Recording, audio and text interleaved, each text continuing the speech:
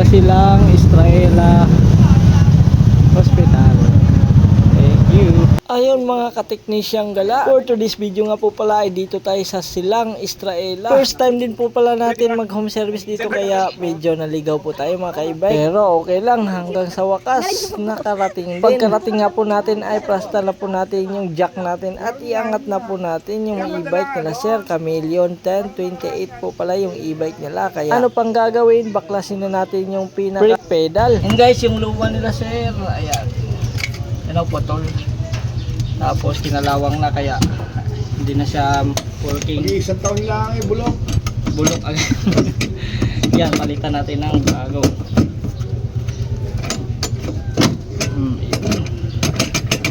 Ganda.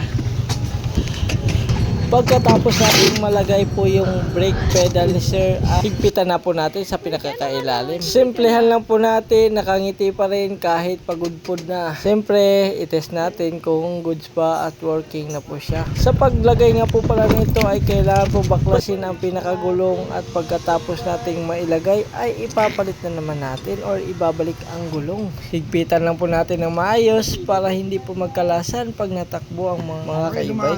Habang ginagawa mo ito ay ugaliing maka-smile at think positive lang mga kaibay dahil pagkatapos nito ay may home service pa tayo sa bandang Indang Cavite. Kaya abangan ninyo ang vlog po natin next video. Pagkatapos nating mahigpitan ang kabilang gulong ayan, paikutin at i-test drive na natin dyan mga kaibay. Ayan, ayos na po at maganda na po yung preno. Kung gusto niyo yung ganitong repair, contact Jude Manumba, Technician Gala. Hanggang dito na lang. God bless and peace out.